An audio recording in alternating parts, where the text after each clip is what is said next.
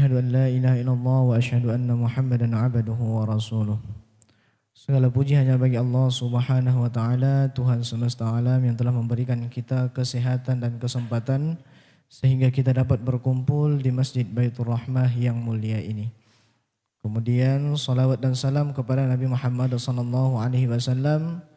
Mudah-mudahan kita selalu mendapat syafaat dari beliau di hari yauma la yanfa'u malu wala banun illa man atallaha biqalbin salim.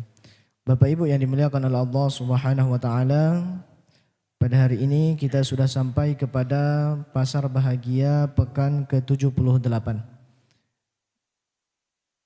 Sebelum kita melanjutkan rangkaian acara pada Pasar Bahagia hari ini, ada beberapa yang perlu kami sampaikan tentang laporan keuangan Masjid Baitur Rahmah, Pasar Bahagia Masjid Baitur Rahmah pertanggal 10 September 2023. Yang pertama yaitu saldo pada tanggal 3 September 2023 sejumlah Rp3.572.900. Kemudian penerimaan sejumlah Rp3.598.000. Sehingga jumlah saldo dan penerimaan sejumlah Rp7.170.950. Kemudian pengeluaran Rp2.665.000 sehingga saldo tanggal 10 September 2022 sejumlah Rp4.505.900. Bapak Ibu yang dimuliakan oleh Allah Subhanahu wa taala, itulah laporan keuangan Pasar Bahagia Masjid Baitur Rahmah. Mudah-mudahan segenap donatur yang menginfakkan hartanya kepada agenda Pasar Bahagia Masjid Baitur Rahmah selalu diberikan kesehatan, keluasan rezeki, umur yang panjang dan barokah, dan selalu dalam lindungan Allah Subhanahu wa taala. Amin ya rabbal alamin. Bapak Ibu yang dimuliakan oleh Allah Subhanahu wa taala, Pasar Bahagia Masjid Baitur Rahmah pekan ke-78 ini insyaallah akan dipandu dengan kajian subuh Pasar Bahagia Masjid Baitur Rahmah yang insyaallah nanti akan disampaikan oleh Dr. Ristiawan Muji Laksono yang pada hari ini sudah hadir di hadapan kita bersama. Bapak Ibu yang dimuliakan Allah Subhanahu wa taala, sebelum kita melanjutkan kegiatan atau mendengarkan kajian dari Dr. Ristiawan Muji Laksono, maka kita agendakan untuk mengaji bersama, dan sekarang sudah tepat pada Al-Qur'an surah Al-An'am dimulai dari ayat 102 sampai ayat 110 pada halaman ke-141. Dan mungkin bisa ditayangkan di layar proyektor.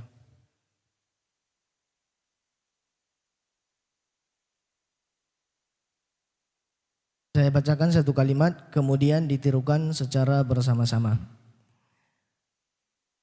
A'udzu billahi minasy syaithanir rajim.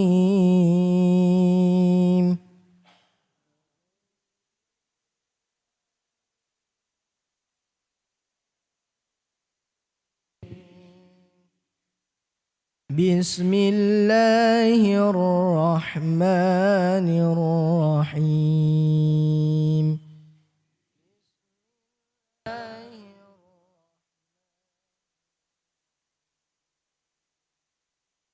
Dzalikumullahu rabbukum.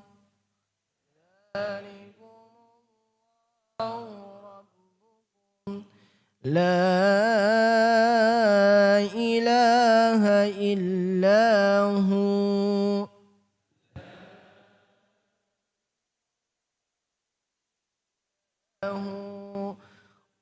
khaliqu kulli syai'in fa'buduh.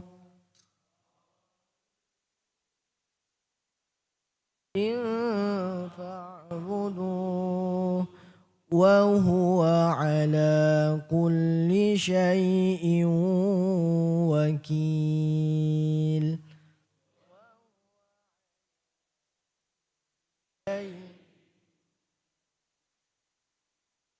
La tudrikuhul absar wa huwa يدرك الأبصار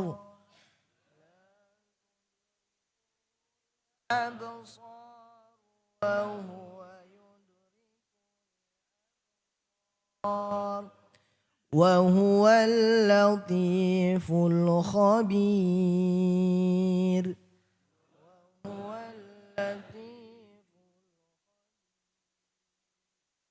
قد جاءكم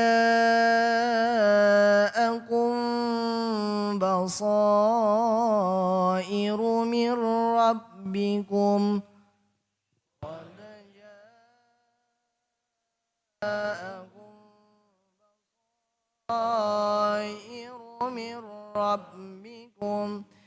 فمن أبصر فلنفسه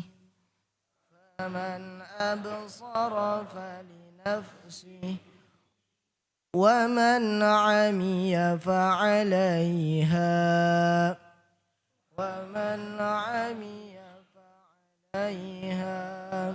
وما أنا عليكم بحفيظ.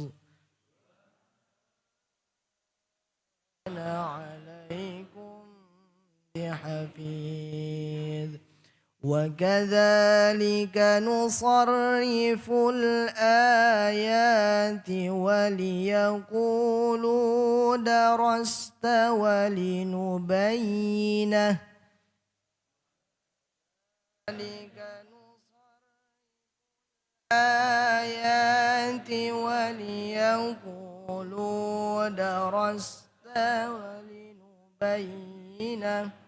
وليقولوا درست ولنبينه لقوم يعلمون.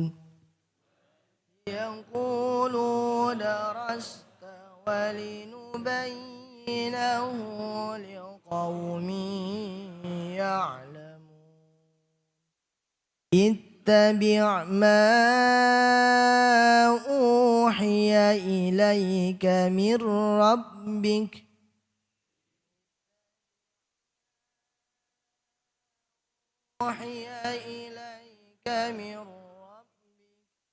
لا إله إلا هو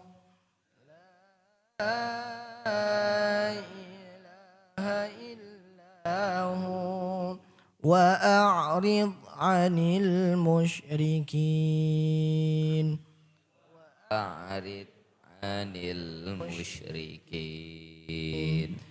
ولو شاء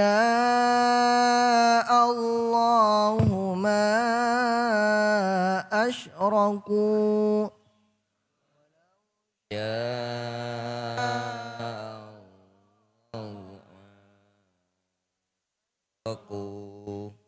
وما جعلناك عليهم حفيظا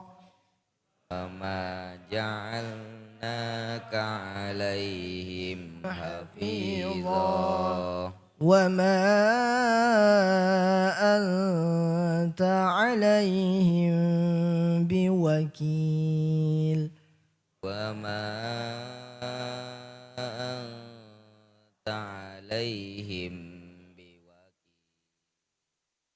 ولا تسبوا الذين يدعون من دون الله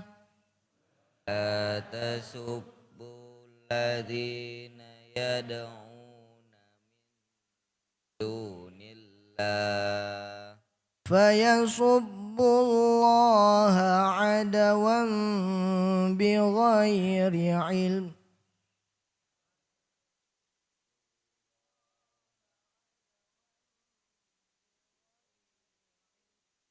كذلك زينا لكل أمة عملهم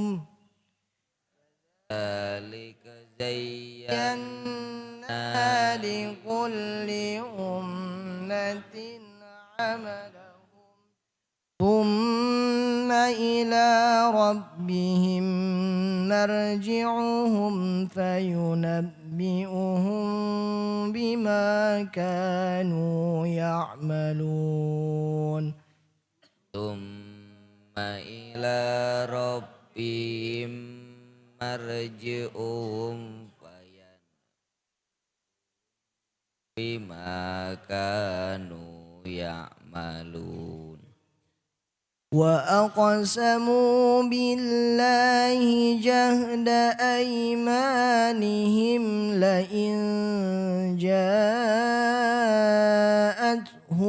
آية ليؤمنن بها أقسموا بالله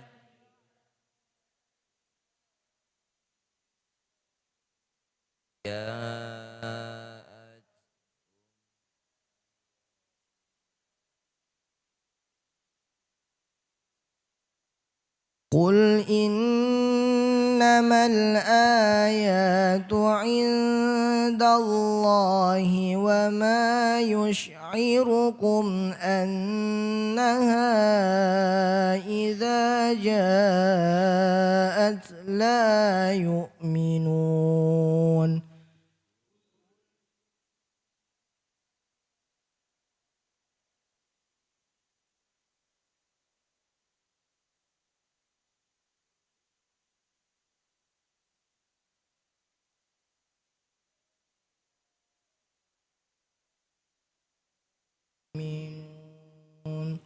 ونقلب أفئدتهم وأبصارهم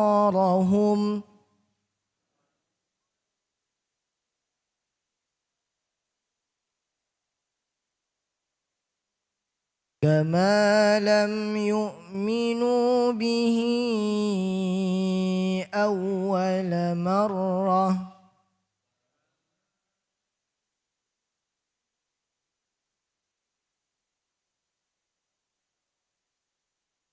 ونذرهم في طغيانهم يعمهون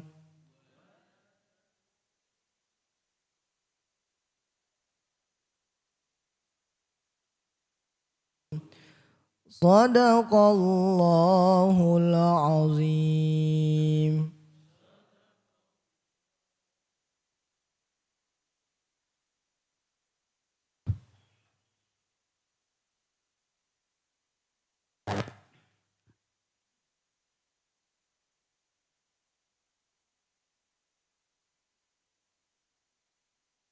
Alhamdulillah kita sudah selesai membacakan Al-Quran surah Al-An'am dimulai dari ayat 102 sampai ayat 110 pada halaman ke-141.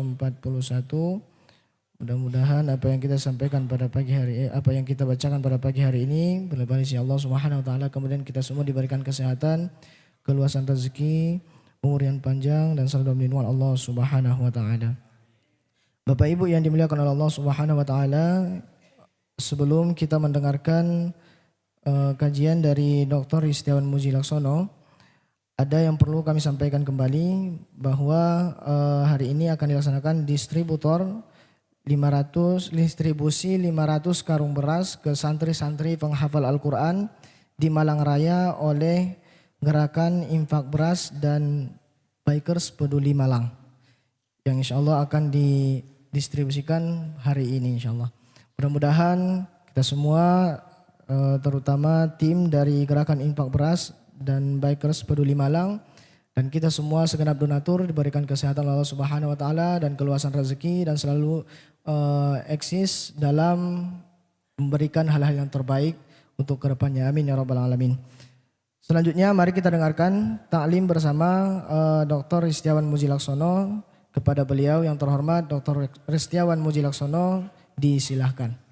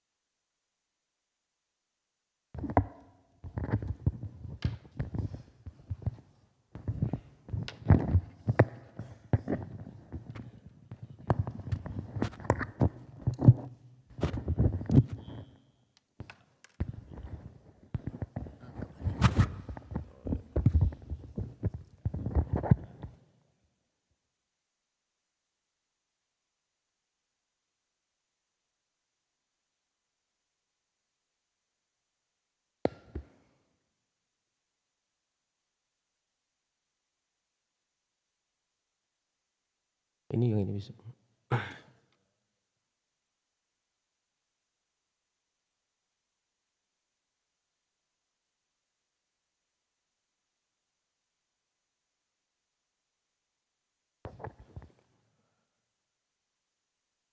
Bismillahirrahmanirrahim. Assalamualaikum warahmatullahi wabarakatuh. Alhamdulillahilladzi fa'alafa baina qulubina fa asbahna bi ni'mati ikhwana. Asyhadu an la ilaha illallah wahdahu la syarikalah wa asyhadu anna Muhammadan abduhu wa rasuluh la nabiyya ba'dah. Allahumma sholli ala Muhammad wa ala ali Muhammad. Amma ba'd. Alhamdulillah pada pagi hari ini kita diberikan kesehatan, ya, diberikan semangat dan dilambari semangat itu juga dengan semangat bersedekah. Mudah-mudahan keberkahan selalu meliputi masjid ini, juga akan meliputi Bapak Ibu semua beserta keluarga insya Allah. Amin.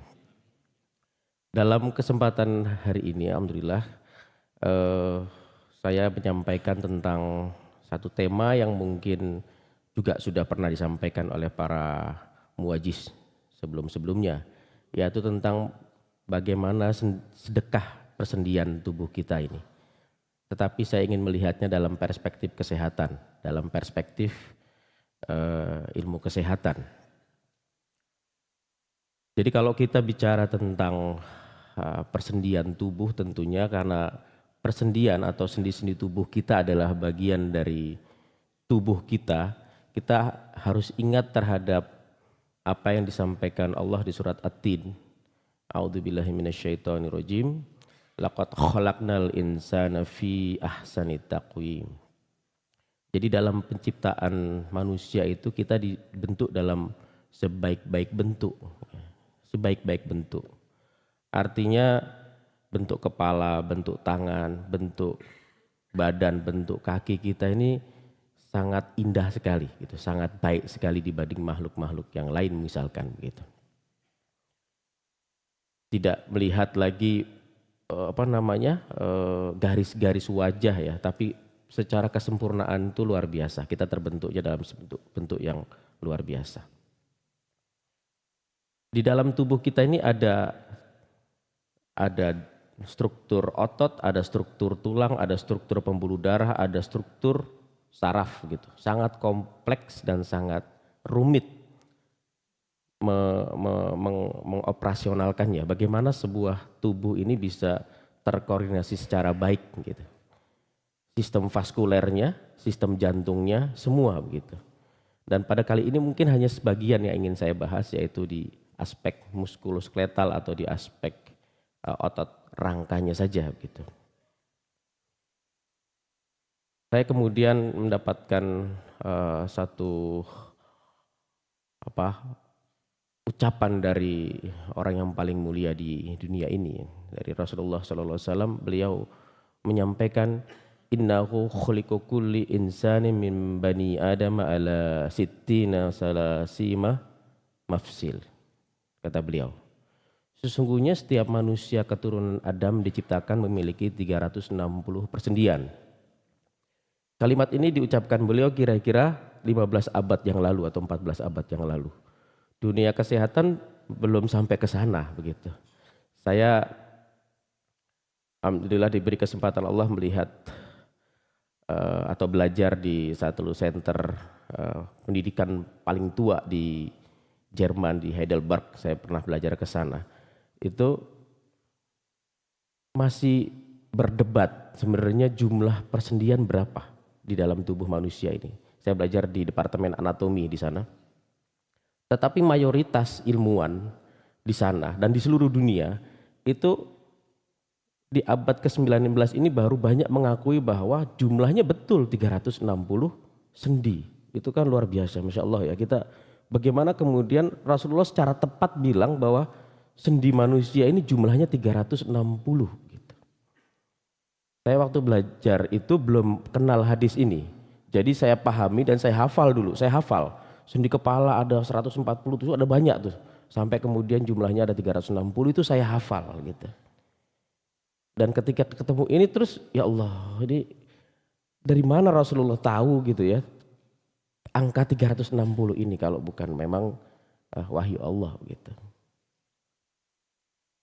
Jadi mayoritas ilmuwan menyatakan bahwa jumlah sendi pada manusia itu berjumlah 360. Ada perdebatan, ada yang bilang 205, tetapi 205 ini mereka hanya menghitung sendi yang gerak.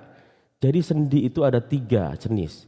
Sendi yang bergerak, ya, sendi yang bergerak kaku, jadi yang tidak sepenuhnya bisa bergerak. Ada yang sendi mati. Nah, 3 sendi ini kemudian diakui juga oleh dunia kedokteran bahwa ini adalah bagian dari sendi. Sendi ini adalah pertemuan 2 tulang. Ya, kalau dia bisa bergerak maka disebutnya sendi gerak. Kalau dia bisa bergerak sedikit saja disebutnya sendi gerak kaku. Kalau nggak bisa bergerak dia disebutnya sendi mati. Di kepala kita ini ada ratusan sendi mati. Jadi kalau bayi dulu ingat Bapak Ibu di ubun-ubun itu kan belum menutup tulangnya, lalu lama-lama menutup, itu bentuk sendi gitu. Itu sendinya sendi mati. Bayangkan kalau kita bayangkan ya, sendi itu kemudian bisa bergerak, bagaimana wajah kita, bagaimana kepala kita, kan nggak mungkin, tidak indah lagi, tidak fi ahsani taqwim gitu. Bagaimana kemudian yang bergerak itu bebas misalnya. Jadi maksudnya kalau bergerak kakinya itu bukan lutut saja yang bisa digerakkan, bukan ankle-nya saja yang bisa digerakkan, tapi semua sendi-sendi yang ada di tulang kaki itu bisa bergerak. Bagaimana kita berjalan gitu. Kan ini sesuatu yang luar biasa gitu, dari proses penciptaan. Kita juga tidak tahu kenapa kok yang ini bergerak, kenapa yang itu tidak bergerak gitu. Bapak bisa lihat nih jumlah sendi pada manusia. Di tulang belakang itu ada 147 persendian. 25 sendi tulang-tulang belakang, 72 sendi ada. Ini sudah terhitung semua. Tulang dada meliputi 24 persendian. Tulang bagian atas ya, bahu, siku dan sebagainya ada 86 persendian. Tulang bagian bawah 90 persendian, sendi paha, sendi tulang lutut dan sebagainya. Dan sendi tubuh yang bagian dalam itu ada 11 persendian. Misalkan tulang ekor, tulang pinggul, tulang di alat vital misalnya. Itu semua terhitung. Dan kalau dijumlahkan seluruhnya ada 360 sendi. Masya Allah ya. Jadi bagaimana kemudian Allah menciptakan ini, dan kemudian itu sudah disampaikan oleh Rasulullah di kira-kira 14-15 abad yang lalu gitu. Lalu kemudian Rasulullah bersabda juga dari Abu Dzar Al-Ghifari, yusbihu ala kulli sulamah min ahadikum sodakoh. Pada pagi hari ini sebenarnya kata Rasulullah diwajibkan bagi seluruh persendian di antara kalian untuk bersedekah. Fakulu tasbihatin sodakoh. Setiap tasbih itu sodakoh. Wakulu tahmid datin sodakoh. Tahmid sodakoh. Wakulu tahlilatin sodakoh. Wakulu takbiratin sodakoh. Jadi tahmid, tahlil, tahmid, takbir adalah sodakoh. Ini nanti saya bahas hubungannya apa sih begitu. Kira-kira dari sisi perspektif kesehatannya ya.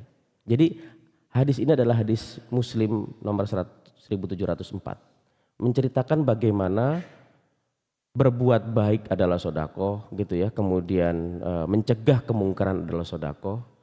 Bahkan kemudian itu semua bisa diganti dengan yang mungkin Bapak Ibu sering lakukan, yaitu sholat duha ya. Ada juga kemudian Rasulullah menyampaikan kulli muslim ala sodakoh. Setiap muslim hendaklah bersedekah. Jadi sedekah ini merupakan suatu amalan yang kalau misalkan bisa diwajibkan, diutamakan gitu maksudnya. Sedekah gitu yang bisa kita kerjakan. Oleh karena itu kegiatan pagi ini ada pasar bahagia ya Pak ya. Ini luar biasa ya. Jadi mengaktualisasikan peran sodakoh kita gitu. Mudah-mudahan amal kita semua diterima oleh Allah Subhanahu wa taala. Jadi Bapak Ibu sekalian, di dalam aktivitas kita ya, aktivitas kita mengucapkan kalimat-kalimat baik, menyampaikan kalimat-kalimat baik, bergerak berjalan menuju masjid, bergerak berjalan ikut kajian-kajian, menyampaikan kebaikan, menyuruh kepada kebaikan, mencegah kepada kemungkaran, ini semua tidak hanya selesai dengan tulisan, Pak. Betul kan? Enggak mungkin dengan tulisan, pasti dengan kata-kata. Ketika bicara kata-kata ini banyak sendi wajah kita yang bergerak. Ini maksudnya saya memahami seperti itu. Kita melangkah, kaki kita juga bergerak, sendi kita bergerak. Jadi memang secara fitrah sendi bergerak, kita harus bergerak begitu. Tidak dibiarkan tidak bergerak. Saya dulu pernah menyampaikan, kenapa sekarang tren orang orang yang sakit lutut itu lebih banyak, orang yang sakit bahu lebih banyak misalnya saat ini gitu. Karena bisa jadi orang dulu tidak banyak menggunakan sepeda motor, mobil menuju tempat-tempat yang dekat, dia biasa berjalan. Jadi sendi-sendi geraknya dipakai untuk bergerak. Tangannya dipakai untuk bekerja gitu. Tidak telunjuk aja yang dipakai bekerja. Tidak telunjuk saja yang dipakai bekerja.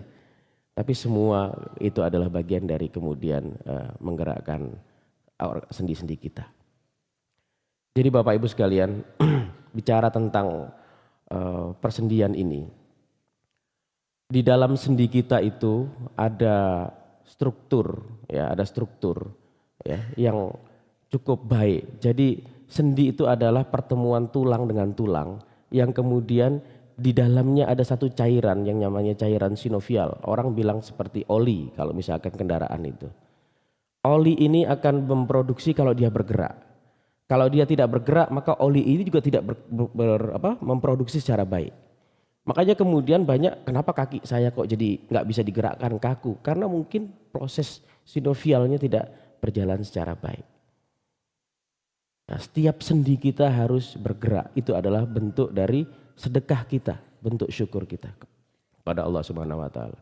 Bangun pagi gitu ya, kita habis bangun gitu, kemudian kita sholat 2 rakaat, sholat subuh, bahkan nanti sampai sholat duha, adalah bentuk-bentuk sedekah persendian kita.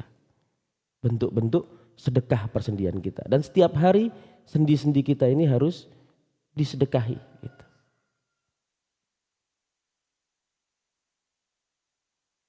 Walaupun kita tahu macam-macam sedekah banyak ya, bekerja, memberi nafkah, sanak keluarga dan sebagainya adalah kemudian bagian dari sedekah. Ya. Bicara tentang persendian, jadi tadi saya sudah sampaikan bahwa ada sendi, ada cairannya, ada tali pengikat yang namanya ligamentum, ada tendon yang menguatkan antara otot dengan tulang, ada otot itu sendiri yang menguatkan sendi tersebut. Jadi Bapak Ibu sekalian begini. Sejak kita tahu ini hari ini bahwa sendi bergerak itu pasti dibantu oleh otot, oleh ligamentum, oleh tendon. Jadi jangan buat persendian kita ini bergerak hanya dengan sendi saja. Kuatkan otot-otot kita juga. Artinya dengan berjalan otot-otot kita terlatih, dengan berjalan otot-otot lutut kita akan terlatih, bahkan ligamentumnya akan terlatih dan kemudian tendonnya juga akan makin kuat. Kalau dia tidak kuat lalu kemudian dipaksa berjalan, maka yang terjadi adalah otot-otot tidak mampu menumpu. Banyak persendian-persendian yang bermasalah sebenarnya di dalam pemeriksaan fisik dokter di rumah sakit. Saya sering sekali ketemu pasien setelah di MRI misalkan tulang belakangnya, kok tulangnya menjepit sarafnya gitu. Tapi tidak mengeluhkan sakit begitu. Tapi ada yang sedikit saja dia terjepit. Lalu bilang sakitnya luar biasa, dia gak bisa lagi membungkuk, tidak bisa lagi sujud misalnya begitu. Kenapa? Karena otot-otot yang di sekitar sendi tidak terlatih secara baik. Jadi walaupun mungkin tulang-tulang persendian ini mungkin makin tua, kita ini makin tua, tetapi latihlah otot-otot itu menjadi otot yang terjaga baik. Sehingga beban tubuh kita tidak disanggah oleh hanya sendi tulang, tapi otot-ototnya juga. Ini juga bagian dari bagaimana kita mensedekahi tubuh kita agar kita bisa beraktivitas secara baik. Logikanya adalah kalau kita punya harta, maka kita bisa bersedekah, betul ya Bapak Ibu ya? Ya kan? Kalau kita punya wajah yang manis, kita bisa senyum untuk bersedekah begitu. Kalau kita kemudian punya waktu, kita juga bisa bersedekah waktu gitu. Nah sekarang kalau yang diperintahkan Rasulullah untuk bersedekah sendi ini, apabila sendinya sakit maka mungkin kita akan kesulitan untuk bersedekah, betul ya begitu. Sehingga maka jagalah persendian ini secara baik agar kita selalu bisa bersedekah kepada Allah Subhanahu wa taala. Ya, melalui persendian yang sehat. Kenikmatan yang sering lupa adalah sehat dan waktu luang. Oleh karena itu saat kita sehat, kemudian kita selalu harus ingat sehat itu dan waktu luang kita. Maka jagalah tubuh kita ini secara baik. Karena yang disebut sehat adalah bukan hanya sehat fisiknya memang, tapi harus sehat jiwanya dan juga sehat secara sosial. Bagaimana kemudian kita bisa sehat secara sosial apabila kita tidak bisa bergerak keluar rumah karena sakit, misalnya lutut-lututnya, bahunya gitu. Sehingga kesehatan sosial kita akan terganggu. Ini kira-kira perspektif kesehatan yang bisa dilihat dari apabila bagaimana sendi kita ini bisa bersedekah secara baik. Bapak Ibu mungkin ada saat ini yang mengeluhkan nyeri, sakit di lututnya, sakit di bahunya. Banyak nih sebenarnya. Ada yang diem, ada yang ngaku, ada yang menyembunyikan kira-kira gitu. Ya, sendi punggungnya juga sakit gitu. Nah, saat ada tanda-tanda itu maka bisa jadi mungkin kita bisa perbanyak sedekah-sedekah di luar sedekah sendi itu. Kita perbanyak sedekah-sedekah yang lain. Terakhir, bagaimana kemudian cara kita menjaga kesehatan sendi? Ada kira-kira 8 ya cara kita menjaga kesehatan sendi. Yang pertama, olahraga secara teratur. Ini olahraganya Bapak pilih. Jangan kalau usia di atas 45 tahun futsal, nggak cocok gitu. Jalan kaki aja. Ya harus dikondisikan dengan keadaan fisiknya. Kalau memang sudah dari muda memang terlatih, dia setiap hari dia bisa begitu, nggak apa-apa gitu. Tapi kalau usia kita terus milih aku mau olahraga yang kira-kira bisa menurunkan berat badan apa ya, futsal aja kitanya, yang sering cedera gitu. Olahraganya harus secara teratur. Kedua, lakukan pemanasan sebelum dan pendinginan setelah olahraga. Pemanasan sebelum dan pendinginan setelah atau sebelum olahraga. Harus, ini wajib sebelum olahraga kita pendinginan. Hindari olahraga yang secara berlebihan. Ada yang pokoknya tak paksa aja lari 50 km misalkan. Lari 20 km kalau belum kuat, tapi harus bertahap, semuanya harus bertahap.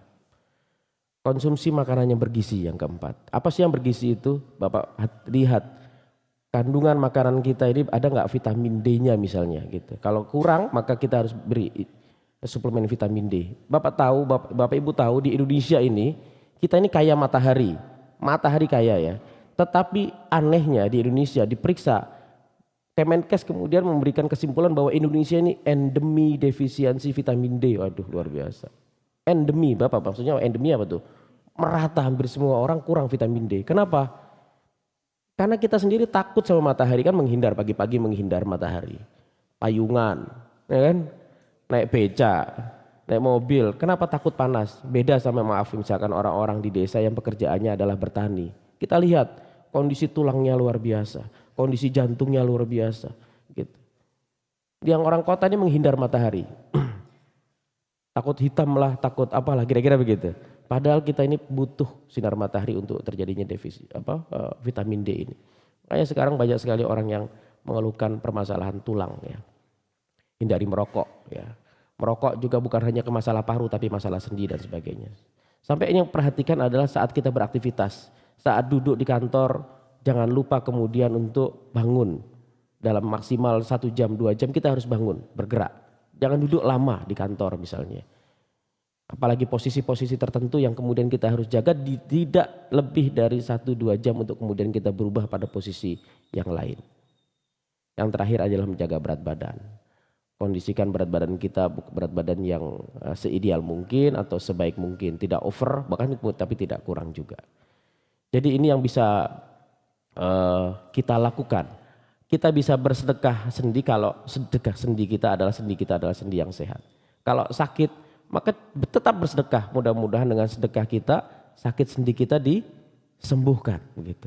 Banyak di rumah sakit itu yang saya heran-heran. Kenapa ini kemarin saya sudah bilang bahwa harapannya kecil ini. Tiba-tiba loh kok sembuh. Saya tanya, "Pak, apa minum obat apa?" "Oh enggak, Dok," gitu. Saya minta seluruh keluarga saya untuk tiap pagi bersedekah gitu. Kok saya diberikan kesehatan. Ini rahasia-rahasia sedekah yang kemudian kita mungkin perlu cari juga hubungannya bagaimana ini kemudian berdampak langsung kepada kesehatan kita. pekerjaan saya sehari-hari sekarang ini sibuk di aktivitas bagaimana ngobatin orang sakit sendi, sakit boyok, sakit kepala dan sebagainya. Banyak terapinya sampai berulang-ulang, tetapi banyak juga yang alhamdulillah bisa kita tolong. Ya, mudah-mudahan ini bisa menjadi wasilah saya untuk kemudian bisa membantu saudara-saudara, Bapak Ibu sekalian, dan mudah-mudahan Bapak Ibu sekalian selalu diberikan kesehatan oleh Allah Subhanahu wa taala, sehingga dengan sehatnya tubuh kita bisa bersedekah apa saja yang kita miliki. Kita tutup dengan doa kafaratul majelis. Subhanakallahumma wa bihamdik, asyhadu an la ilaha illa anta, astaghfiruka wa atubu ilaik. Assalamualaikum warahmatullahi wabarakatuh. Oh, boleh kalau ada pertanyaan. Terima kasih kepada Ustadz Dr. Restiawan Moji Laksono, SPAN KMN FIPP. Mudah-mudahan beliau selalu diberikan kesehatan, amin ya rabbal alamin. Amin. Bapak Ibu yang dimuliakan Allah Subhanahu wa taala, mungkin ada beberapa pertanyaan, satu atau dua dari Bapak dan Ibu, kami silakan. Assalamualaikum warahmatullahi wabarakatuh. Halo. Terima kasih Dr. Setiawan. Ini terkait dengan sedekah persendian, Ustaz. Kadang kita itu ada yang bekerja di luar itu mungkin mobilnya lumayan banyak sehingga itu terbantu dengan pergerakan persendian maupun otot-otot dan sebagainya. Kalau jenengan sampaikan tadi kalau di ruangan, jadi ada waktu jeda 1 jam harus kita bergerak. Dan kadang-kadang itu lupa dokter. Iya. Jadi begitu nyamannya kita di depan PC itu sampai berjam-jam di sana sehingga muncul sakit di bokong atau apa itu ya bahasanya gitu. Apalagi kursinya enak seperti yang jenengan duduk itu. Jadi kadang-kadang sampai lupa waktu. Yeah. Gimana dokter kira-kira yang perlu kita lakukan gitu. Matur nuwun dokter. Ya, tadi saya sudah sampaikan bahwa pada posisi tertentu aktivitas apapun kita memang harus jangan lupa bergerak. Ya, artinya ketika kita rasa nyaman itu sering melupakan kita, maka harus kita ganti dengan aktivitas-aktivitas pagi misalnya kita harus ganti gitu. Jadi kalau misalkan kita ada kealpaan saat kemudian kita ada posisi lebih dari 2 jam kita pada posisi tertentu, kita harus ganti dengan aktivitas yang lain yang mungkin jedahnya lebih panjang, atau setiap pagi memang otot-otot punggung, daerah punggung kita harus latih, Pak. Ada latihan-latihannya, kapan-kapan kita bisa latihan itu, ada pelatihannya. Jadi bagaimana kemudian kaki harus diangkat ya, kayak fisioterapi begitu. Atau pada saat ruku gantinya, saat ruku mungkin ditambah jumlah bacaannya agar lebih lama rukunya. Sehingga otot-otot punggung dan tulang ekor ini akan terlatih lebih kuat begitu. Sakit yang sedikit itu bahasa medisnya bisa disebut dengan repetitive injury. Injury tapi kecil-kecil gitu. Tapi kalau terus-terusan nanti di akhir setelah beberapa tahun baru terasanya luar biasa gitu. Mungkin saat ini waktu usia muda tidak terasa. Pegel sedikit gitu. Pegel sedikit itu sebenarnya sudah warning dari tubuh kita bahwa ada yang nggak pas di aktivitas kita. Maka kita harus ganti segera. Dengan cara apa? Menguatkan otot-otot tadi. Di Malaysia itu ada penelitian bagus ya. Artinya saya kagum juga ya. Ada kalau saya harus di sini harus dioperasi, di sana di sini harus disuntik punggungnya begitu. Kalau di sana terapinya sholat gitu, ruku yang panjang, baca subhana rabbiyal azim itu bukan 3 kali tapi 15 kali. Saat sujud baca subhana rabbiyal a'la itu bukan 3 kali tapi 15 kali. Itu pasiennya disuruh latihan begitu. Dalam 2 minggu terjadi perbaikan luar biasa. Saya nggak tahu itu, belum saya coba juga pada pasien. Tapi suatu saat saya akan datangkan pakarnya itu ke Indonesia. Mudah-mudahan saya juga bisa belajar bagaimana sholat bisa melakukan terapi untuk tulang-tulang punggung. Demikian Pak mungkin. Lagi, monggo. Warahmatullahi wabarakatuh. Waalaikumsalam. Tadi disampaikan tentang yang diketahui oleh dunia kedokteran tentang jumlah sendi 360 itu Pak.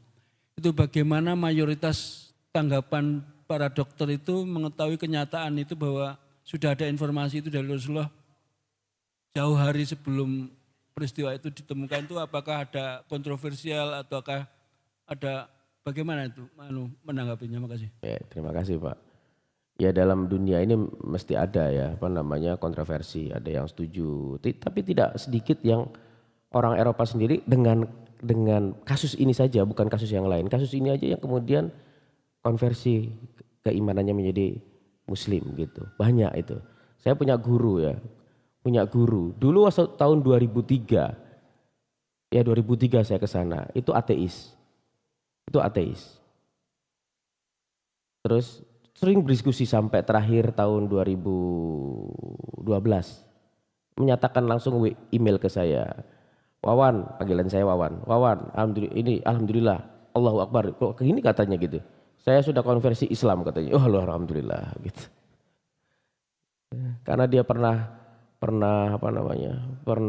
menyampaikan, saya ini baik, banyak ilmu saya buat masyarakat gitu. Ya udah pokoknya kita baik aja. Lalu saya bilang kalau Anda baik tentunya masih kurang kalau belum beriman, saya bilang begitu. Waktu itu ya, kalau beliau guru saya. Jadi perdebatannya atau diskusinya terus-terusan. Ya, alhamdulillah beliau sekarang konversi menjadi seorang Muslim. Bukan karena yang itu tapi karena yang lain. Dia meneliti tentang urin. Ada lagi cerita tentang bagaimana urin kok di proses ekskresi itu Islam menjelaskan juga gitu. Pakarnya urinologi, pakarnya urin. Ya ketemu juga iman. Banyak ya kira-kira begitu Pak. Mungkin gitu. Masih ada waktu ya, monggo silakan.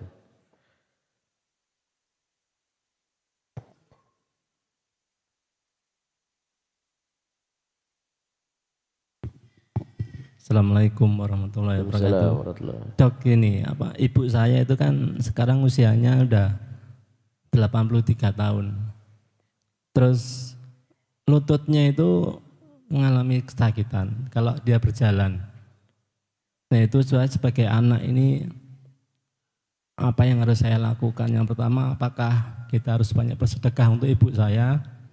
Yang kedua, apakah harus ibu saya ini terapi dengan cara bagaimana? Atau yang ketiga, tadi terapi dengan cara sholat. Padahal sholat dengan berdiri aja nggak bisa. Beliau sholat harus dengan duduk. Itu gimana dok? Assalamualaikum warahmatullahi wabarakatuh. Waalaikumsalam warahmatullahi wabarakatuh. Ya alhamdulillah. Mudah-mudahan dengan jadi anak soleh ya, memikirkan ibunya terus menerus. Kalau pada saat ini sakit dan kemudian tidak bisa melakukan sholat secara baik, maka memang kita tidak boleh paksa ya. Kan dalam hidup kita ini kan harus seimbang ya antara ikhtiar dengan iman takdir kita ya. Tetapi kita tidak boleh hanya iki takdir gitu, tapi kan harus ada ikhtiarnya.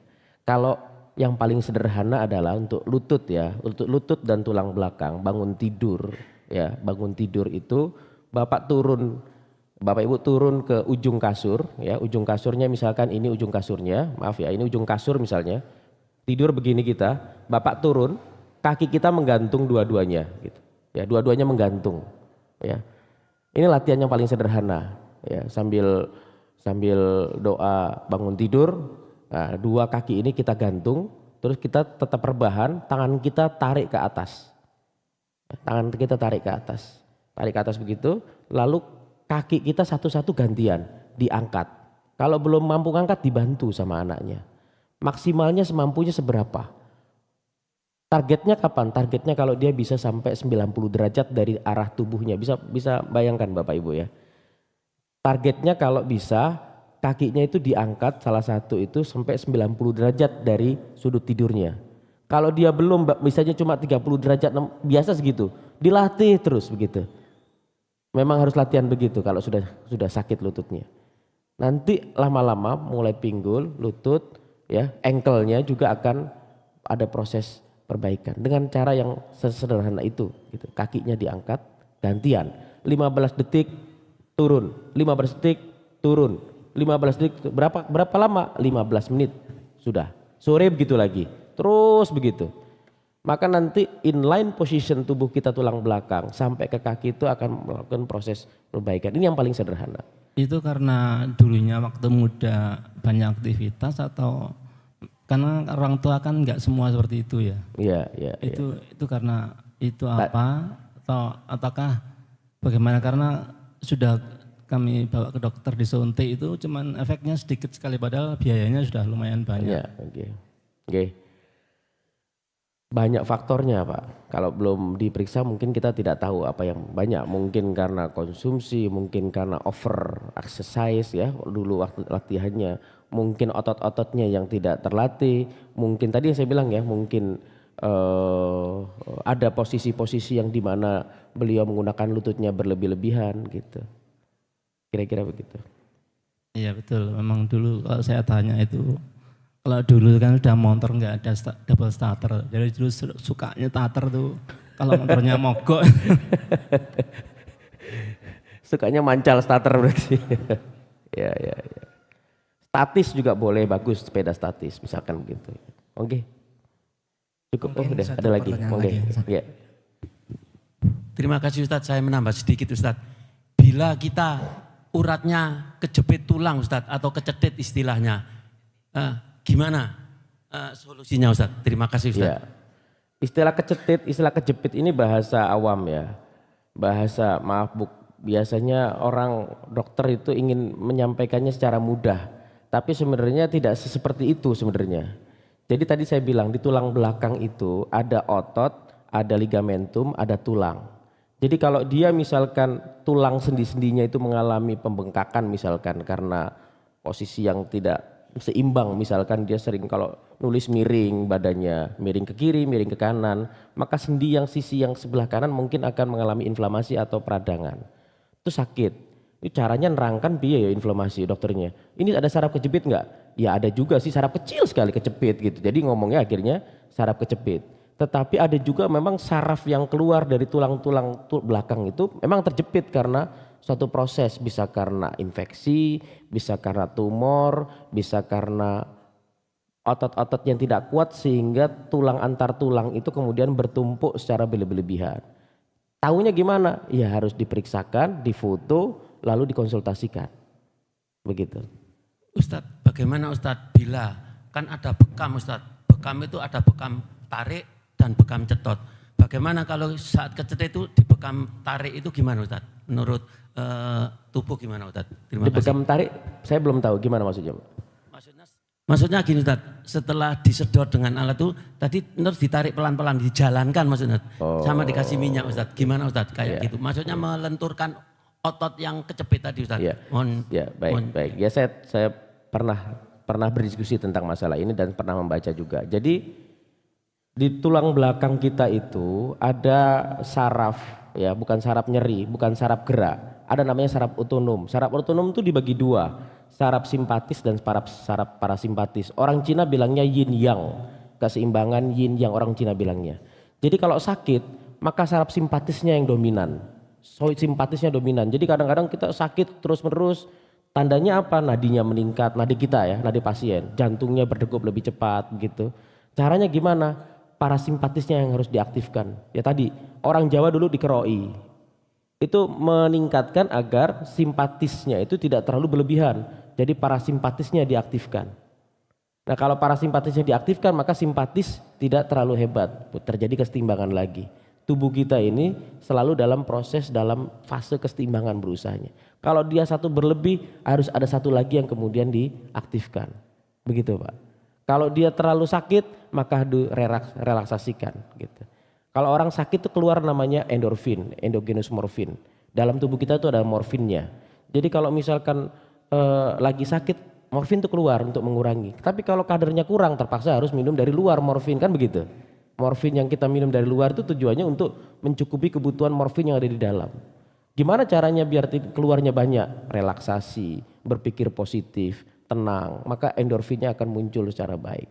Begitu kira-kira. Tujuannya apa? Meningkatkan parasimpatis dia. Simpatisnya kita tekan. Gitu kira-kira. Cukup ya segera ya. Oke. Terima kasih kepada Ustadz Restiawan Mujilaksono yang telah memberikan kajian subuh Pasar Bahagia Masjid Baitur Rahmah pekan ke-78. Mudah-mudahan kita semua diberikan kesehatan dan selalu melindungi Allah Subhanahu wa taala. Bapak Ibu yang muliakan Allah Subhanahu wa taala, mari kita tutup pertemuan pada hari yang berbahagia ini dengan mengucapkan alhamdulillah. Alhamdulillahirabbil alamin. Saya selaku MC pamit undur diri. Sekian, assalamualaikum warahmatullahi wabarakatuh.